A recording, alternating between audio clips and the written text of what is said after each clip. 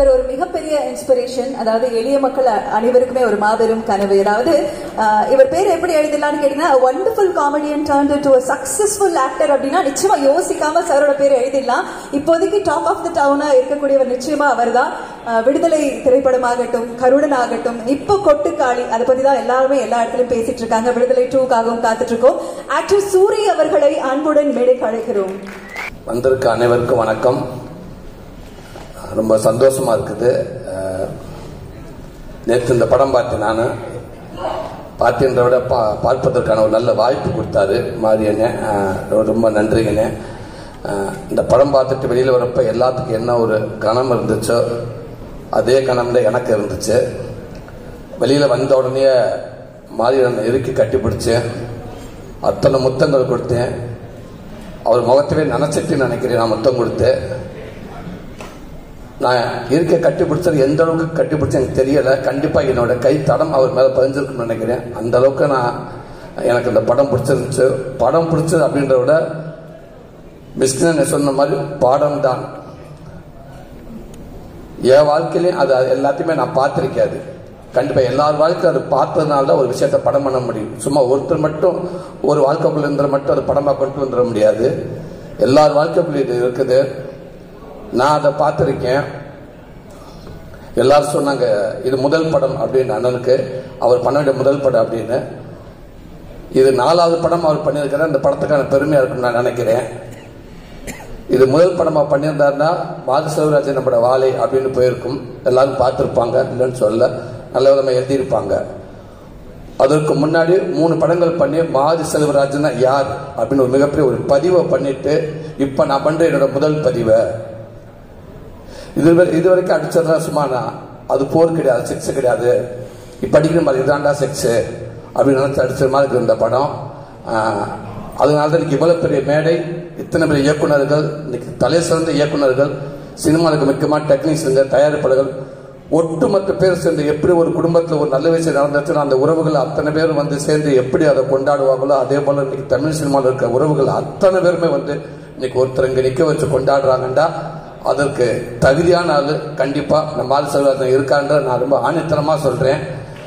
வாழ்த்துக்கங்க. உங்களை பெற்றவங்களுக்கும் உங்கள் கூட இருந்த மற்றவங்க எல்லாருக்கும், உங்கள் குடும்ப உறுப்பினர்கள், உங்கள் மண்ணின் மைந்தர்கள், உங்கள் உறவு எல்லாரும் காலங்காலமாக சந்தோஷப்பட்டு ஒரு மலை மேலே ஏறி நின்று வான உயர கற்றுறதுக்கான தகுதியான ஒரு படமாக இருக்குன்னு நினைக்கிறேனே. தகுதியான மனிதராக நீங்கள் இருப்பீங்கன்னு நினைக்கிறேனே. ரொம்ப சந்தோஷனே. அதே மாதிரி அந்த ஸ்கூலில் வந்து எனக்கு என்னமா லைஃப் இருந்திருக்கு. நான் ஸ்கூலில் படிக்க போகல, சாரி, நீங்கள் டக்குன்னு பதற வேண்டாம்.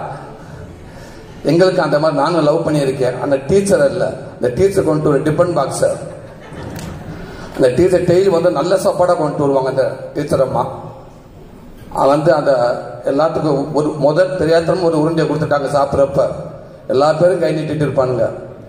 நாங்களும் கை நீட்டிகிட்டே இருப்போம், கொடுத்துட்டே இருப்பாங்க. ஓரளவுக்கு அந்த அவங்களுக்கு தேவையானவோ மற்ற எல்லாத்துக்கும் கொடுத்துருவாங்க. இப்போ பார்த்துக்கிறேன் ரொம்ப போச்சு. அதுக்கப்புறம் ஒரு ஸ்டேஜ் அந்த அம்மாவுக்கு சாப்பாடு இருக்கா, டீச்சருக்கு எல்லா சாப்பாடும் கொடுத்துருவாங்க. டக்குன்னு ஒரு நாளைக்கு ஒரு ரூல்ஸ் போட்டாங்க. பாபா இந்த நம்ம இதில் சொல்கிற மாதிரி எவன் கிளாஸில் ஃபர்ஸ்ட் அவன் டான்ஸ் கிளாஸ் கலந்துக்கிறேன் அப்படின்ற மாதிரி எவன் 1லேருந்து 5க்கு நல்ல மார்க் எடுக்கிறான்னு அவனுக்கு மட்டும்தான் உருண்டை அப்படின்ட்டாங்க. அதுக்கப்புறம் நமக்கு உருண்டைக்கு ரொம்ப தூரமாயிருச்சு, சாப்பாடு ரொம்ப தூரமாயிருச்சு. அப்போ டிஃபன் பாக்ஸ் திருட ஆரம்பிச்சிட்டார் சேர்ந்து. அதுக்கப்புறம் நம்ம டீச்சரை அந்த டீச்சர் டிஃபன் பாக்ஸை கொண்டு வரதே விட்டாங்க. ஸோ இந்த மாதிரி ஒரு நல்ல வேலைக்கு நல்ல பதிவான வேலையில் தான் நாங்களாம் பண்ணியிருக்கோம். பரவாயில்ல. அந்த தம்பியாவது வந்து நான் வேலைக்கே போக மாட்டேன், என்னை பள்ளிக்கூடத்துக்கு அனுப்பு அப்படின்னு சொல்கிறாங்க. எனக்கு பள்ளிக்கூடத்தை தவிர எங்கே வேண்டாலும் போக நான் போகிறேன், தயவுசெய்து பள்ளிக்கூடத்துக்கு மட்டும் நான் அனுப்பிடாதுன்னு நான் அடம் பிடிச்சிருக்கேன். இன்னைக்கு அதை அவ்வளோ அழகாக அவ்வளோ சுவாரஸ்யமாக சூப்பராக சொல்லி ரசிக்க வச்சு சிந்திக்க வச்சு அப்படியே கொஞ்சமாக வந்து அப்படியே வந்து நம்ம வாழ்க்கைக்குள்ள கலந்தீங்க பாருங்க. நடக்கக்கூடாத ஒரு சம்பவம் நடந்து இவ்வளோ இன்னல்ல இருந்து ஒரு மனுஷன் இவ்வளவு தூரம் கடந்து வந்து இன்னைக்கு வந்து நின்றக்காரன்றப்ப கும்பிடுவதற்கு கைகள் பத்தாதுங்க. உண்மைக்கான அத்தனை கைகள் வந்து அவ்வளோ கும்பிடணும்னே. எவ்வளோ கஷ்டம் தாண்டி வந்திருக்கீங்க. ரொம்ப பெருமையா இருக்குங்க, ரொம்ப சந்தோஷமா இருக்குதுங்க. இந்த படத்தில் ஒர்க் பண்ண அத்தனை பேருக்கும் சொல்லி சந்தோஷ் நாராயணனே வாழ்த்துக்கள்னே. ரொம்ப சிறப்பாக பண்ணியிருந்தீங்கண்ணே. நிறைய இடத்துல ரொம்ப பிரமாதமாக பண்ணியிருந்தீங்கண்ணே. அதே இடத்துல தேனி ஈஸ்வரனே நான் வெண்ணிலாக்கு அப்படி உள்ள பண்ணுறப்போ முதல் கேமராமேன் நான் சினிமாவில் நான் அவரை பார்த்தது அவ்வளோ அற்புதமாக இருந்துச்சுங்க. சொல்லிக்கிட்டே போனேன், அவ்வளோ ஷார்ட்னேன், அவ்வளோ ஷார்ட். இந்த படத்தை ஆரம்பித்த என்றுக்கு நான் சொல்லிகிட்டே போயிருவேன். ஏன்னா இந்த மாதிரி படங்களும் நான் சொல்ல முடியும். கௌதம் வாஸ்தவன் சார் நம்ம படங்கள் என்னால் சொல்ல முடியாது. ஏன்னா அதில் வந்து அந்த ஒரு ஸ்டைல் வேறு. ஆமாம், அதுக்கு எனக்கு ரொம்ப தூரமாக இருக்குன்னு. ஆனால் இதில் அப்படியே கவிதையாக இருந்துச்சு, அப்படி இருந்துச்சு நிறையா. அது அந்த பையன் ஓடியாந்து ஃபஸ்ட்டு அங்கே கீழே இருந்து கட்டில் கீழே எழுப்பி விட்டு வேகமாக ஓடியாந்து போகிற வழியில் அந்த டம்முன்னு பாலத்தை கீழே குதிச்சு அந்த தண்ணியை அள்ளி முகத்தை கழுவிட்டு அள்ளி குடிச்சிட்டு போய் பாருங்க. இதை விட ஒரு பதிவு எதுவுமே இருக்கான்னு நினைக்கிறேன். அது மாரியண்ணே உங்களை சேர்ந்தேன் தேனீஸ்வரன் அவர் படம் முடிச்ச விதம் அவ்வளோ சூப்பராக இருந்துச்சுன்னு. நடித்த அத்தனை பேர்த்துக்கும் என்னோட மனமார்ந்த வாழ்த்துக்கள். தம்பிகளாக தமிழ் சினிமாவுக்கு அற்புதமான ஒரு நடிகரை கொடுத்துட்டார் அண்ணன்.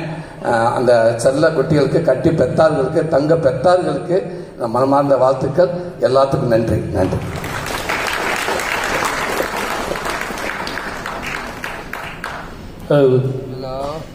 ஆனால் ரொம்ப நன்றிண்ணே. 23 யோசிச்சு பார்க்கவே முடியாத விஷயம் தான். ஏன்னா அண்ணனோட கொட்டுக்காளி ரிலீஸ் ஆகுது.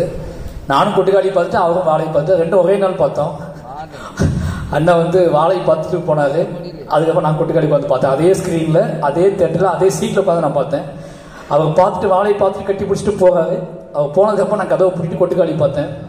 ரொம்ப என்ன சொல்கிறது, ரொம்ப பெருமையாக இருக்குது, சந்தோஷமாக இருக்குது.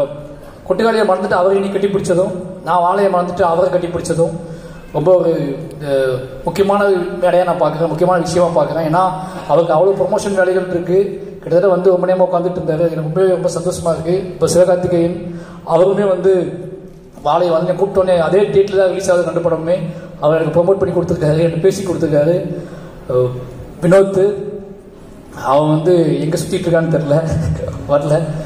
ரொம்ப நிச்சயமாகவே எனக்கு ரொம்ப சந்தோஷமாக இருக்குது. ரெண்டு படமும் ஒன்றா வருது அப்படிங்கிறதுல வந்து ரெண்டு படம் ஒன்றா டேட்டு போடும்போதே அடிக்கடி பேசிட்டு இருக்க ஆட்கள் தான். நாங்கள் அடிக்கடி பேசிட்டு இருக்க ஆட்கள் போது வாழை ரிலீஸ் ஆகுது, கொட்டுக்காளி ரிலீஸ் ஆகுது, ரெண்டு படமும் ஒன்றா ரிலீஸ் ஆக வேண்டிய படம் அப்படிங்கிற மாதிரி தோண ஆரம்பிச்சிருச்சு. ஒரு கடத்துக்கு மேலே ரெண்டும் ஒன்றா வந்தால் இன்னும் பெட்டராகும் தோண ஆரம்பிச்சிருச்சு. அப்படி தான் வாழையும் கொட்டுக்காளியும் வருது. நிச்சயமாக வாழையை எழுதக்கூடிய கைகள் எல்லாமே கொட்டுக்காளியும் எழுதுனா ரொம்ப சந்தோஷமாக இருக்கும். கொட்டுக்காளியும் எழுத கைகள் எல்லாம் வாழையும் எழுதினா சந்தோஷமாக. ஏன்னா ரெண்டு பேருமே சாதாரண மண்ணில் இருந்து புடுங்கி எடுத்துட்டு வந்த கதைகள்.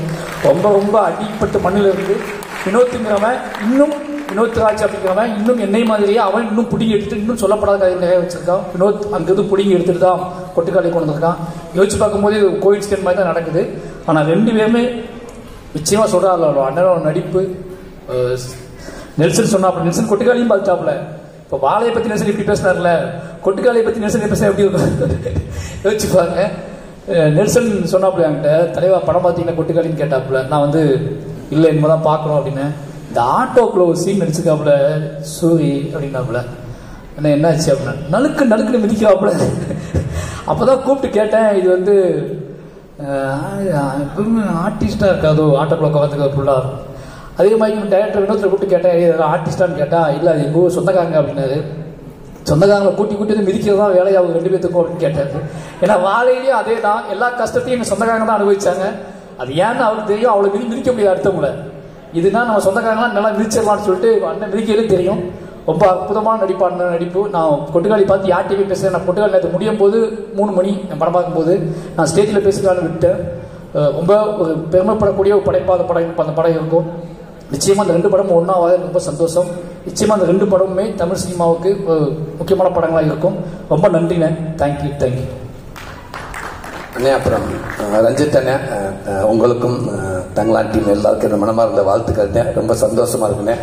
காரில் உட்காந்து போகிறப்ப 1000 போஸ்ட்டுகள் பார்த்தாலும் இந்த மாதிரி போஸ்ட்டை பார்க்குறப்ப நாங்களும் உலக சினிமாக்கிட்ட இருப்போம்டா, எங்களாலும் படம் பண்ண முடியும்டா அப்படின்ற உங்கள் போஸ்ட்டு காட்டிக்கிட்டே இருக்குண்ணே.